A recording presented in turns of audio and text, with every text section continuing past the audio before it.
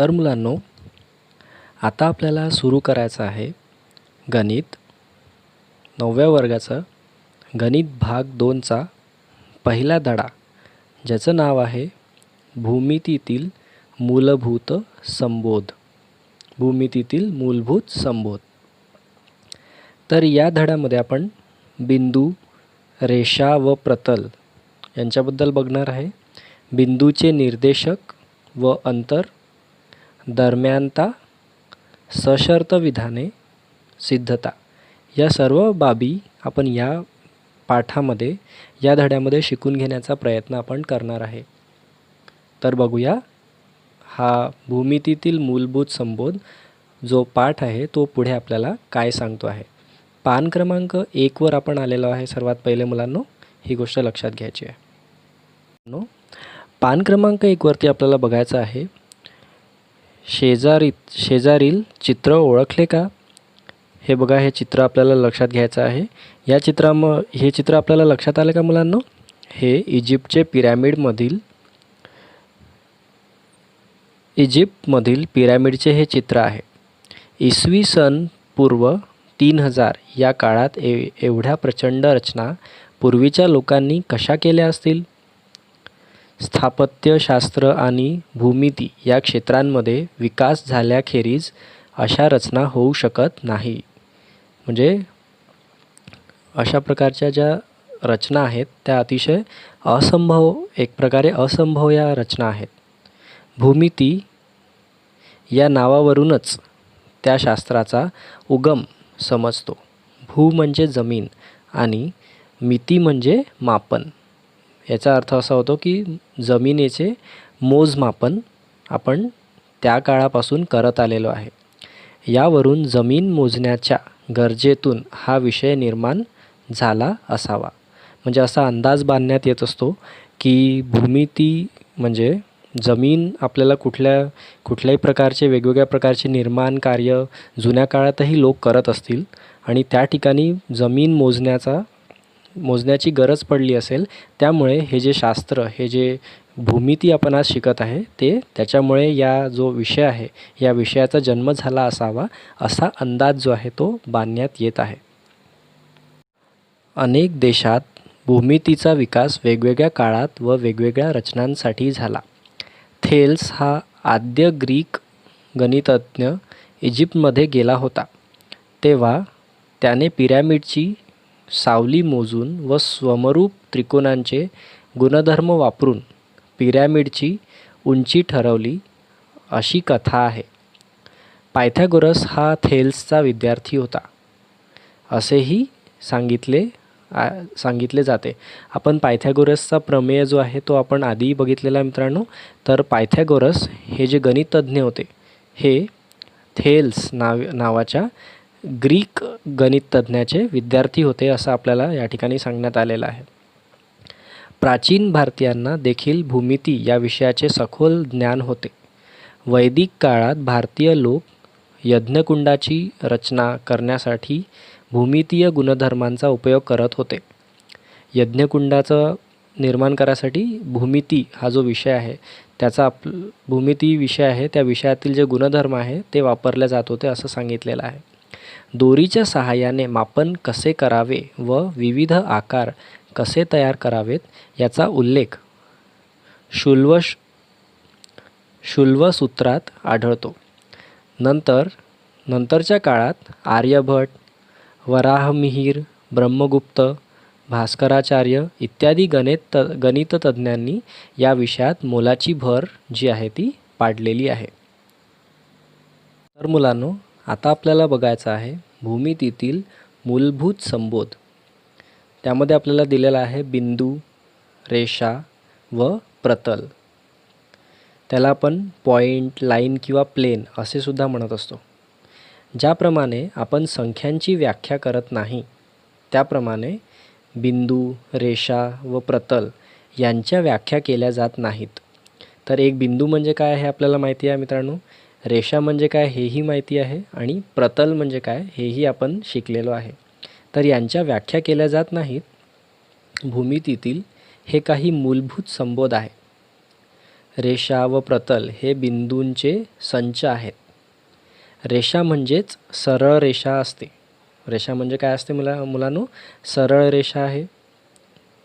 हे ध्यानात ठेवायचं आहे.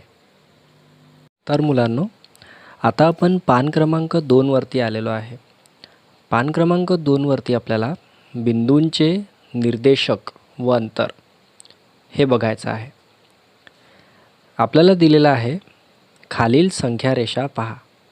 बघा, या ठिकाणी तुम्हाला लक्षात येत असेल, आपल्याला संख्या रेषा जी आहे ती या ठिकाणी दिलेली आहे. तर या दिलेल्या संख्या रेषेमध्ये आपल्याला वेगवेगळ्या प्रकारचे बिंदू दिसत असतील. बघा, हे सगळे वेगवेगळ्या प्रकारचे बिंदू आपल्याला दिसत आहे. हा बिंदू ए आहे, त्यानंतर हा बिंदू बी, हा बिंदू सी, बिंदू ओ, बिंदू डी व बिंदू ई. अशा वेगवेगळ्या प्रकारचे बिंदू आपल्याला दिसत असतील या संख्या रेषेवरती.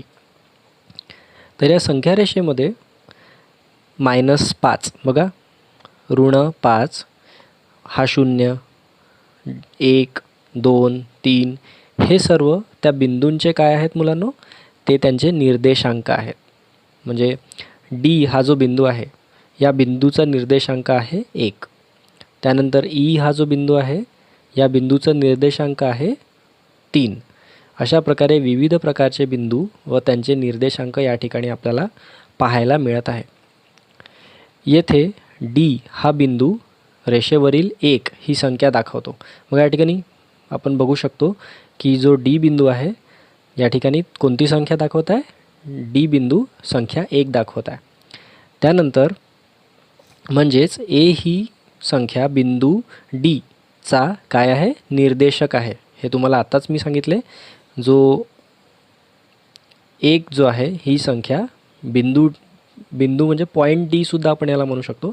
तर पॉईंट डीचा जो आहे हा निर्देशक आहे असे म्हणतात. त्यानंतर बिंदू बी बिंदू हा संख्या रेषेवर -3 ही ऋणसंख्या जी आहे, ही ऋणसंख्या दर्शवतो. म्हणून बिंदू बीचा निर्देशक काय आहे? -3. ठीक आहे. बिंदू बी जो आहे, या ठिकाणी बघा बिंदू बी आहे, त्याचा निर्देशक आहे -3. त्याचप्रमाणे एचा निर्देशक -5 व ईचा निर्देशक 3 आहे. बघा, या ठिकाणी ए बिंदू कुठे आहे? हा ए बिंदू आहे, याचे निर्देशक आहे. ही जी संख्या या बिंदूच्या खाली असते ही त्याचा निर्देशक असते मुलांनो. हा ए म्हणजे या बिंदूचं नाव आणि -5 म्हणजे या बिंदूचं निर्देशक. या बिंदूचं निर्देशक आहे -5 आणि ई ही जी संख्या आहे, बघा या ठिकाणी उजव्या बाजूला ई या संख्येचा निर्देशक आहे. ई या बिंदूचा निर्देशक आहे संख्या 3. तर मुलांनो, आता एक गोष्ट या ठिकाणी लक्षात घ्यायची आहे. हे जे बिंदू या ठिकाणी तुम्हाला संख्या रेषेवरती दिसत आहेत, तर संख्या रेषेवरती हा प्रत्येक बिंदू एकमेकांपासून 1 एकक अंतरावरती आहे. म्हणजे या ठिकाणी बघा, बी आणि सी हे जे 2 बिंदू अगदी लागोपाठ आलेले आहे, तर या मधलं जे अंतर आहे त्याला आपण, हे जे एवढं जे अंतर आहे त्याला 1 एकक अंतर असं आपण म्हणू शकतो. तर या ठिकाणी बघा, आता लक्षात घ्यायचं आहे, डी बिंदूपासून ई बिंदू हा 2 एकक अंतरावर आहे. म्हणजेच ई व डी या बिंदूंमधील अंतर 2 एवढे आहे.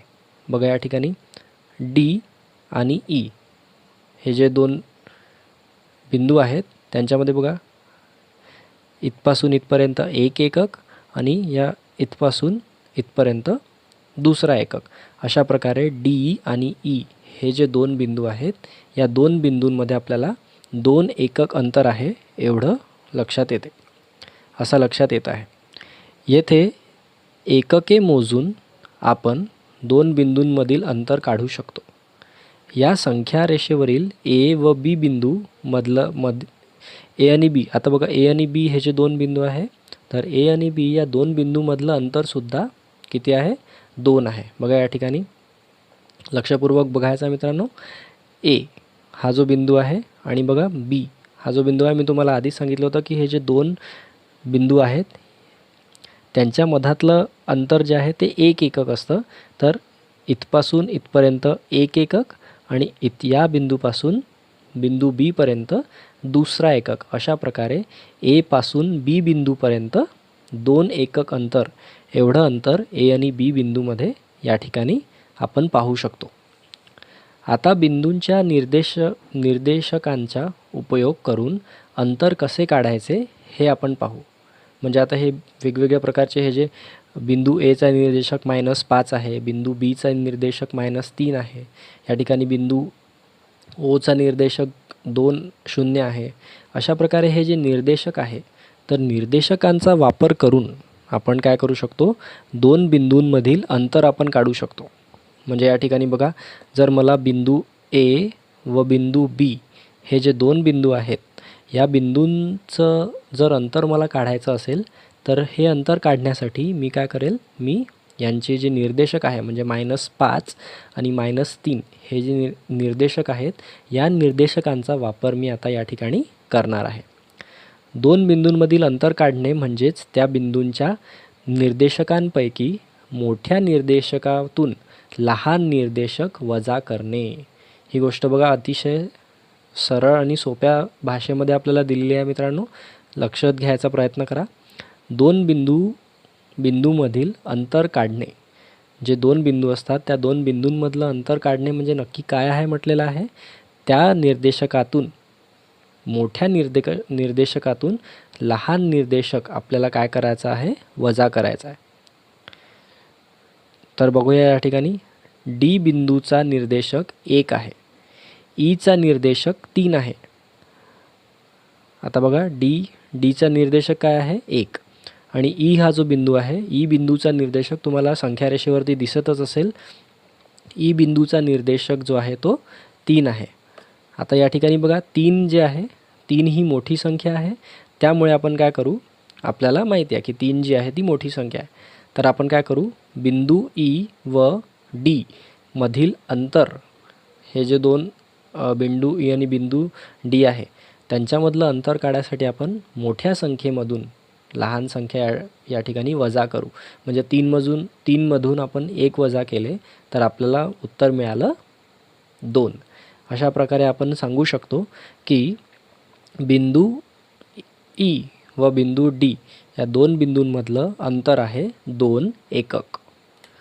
बिंदू ई व डी मधील अंतर हे बघा अशा प्रकारे आपण दर्शवू शकतो. या ठिकाणी डी, त्यानंतर कंसामध्ये ई आणि डी हे 2 लिहिलेले आहे. अशा प्रकारे आपण त्यांचं जे अंतर आहे ते दर्शवत असतो. हे अंतर म्हणजेच ई डीची लांबी. आता ई डी जर आपण कुठल्याही प्रकारची रेख आहे असं जर आपण गृहीत धरलो, तर ई डीला जर आपण एक रेष समजलो, एक रेख समजलो, तर त्याची लांबी जी आहे ती लांबी म्हणजे ई आणि डी हे जे 2 बिंदू आहे, या 2 बिंदूमधील अंतर म्हणजे काय आहे, ई डीची लांबी. ही रेख ई डीची लांबी आहे, एवढं आपल्याला या ठिकाणी समजून येत आहे. तर मुलांनो, पान क्रमांक 2 वरती आता आपल्याला या ठिकाणी बघा हे उदाहरण सोडवून दाखवलेले आहेत. आपल्याला ई व डी हे जे 2 बिंदू आहेत, संख्या रेषेवरती आपण बघितलेले आहे 2 बिंदू, यांचं अंतर आपल्याला या ठिकाणी काढायचं आहे. ईचा निर्देशांक आहे 3 आणि डीचा निर्देशांक आहे 1.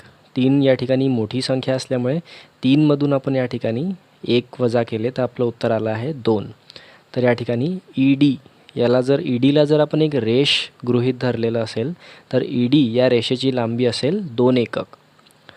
या ठिकाणी बघूया आपण ई डी हे जे 2 बिंदू आहे यांच्यामधलं अंतर, किंवा ई डी जर हिला आपण एक रेष गृहीत धरलं तर दोन्ही याचं उत्तर जे आहे ते 2च या ठिकाणी येणार आहे.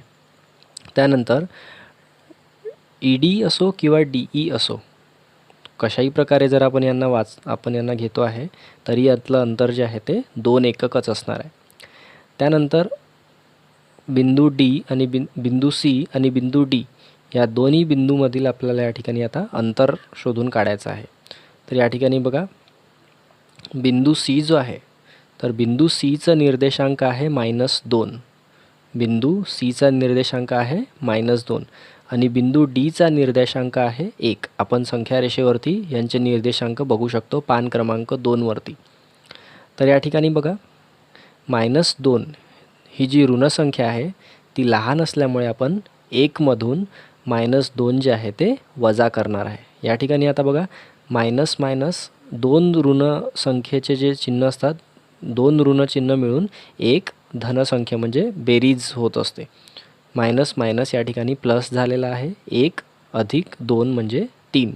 याचा अर्थ असा की बिंदू सी आणि बिंदू डी या दोन बिंदूमध्ये किती अंतर आहे? 3 एकक. त्यानंतर सी डी ही जी रेष आहे या रेषेमधील अंतरसुद्धा किती आहे? 3 एकक.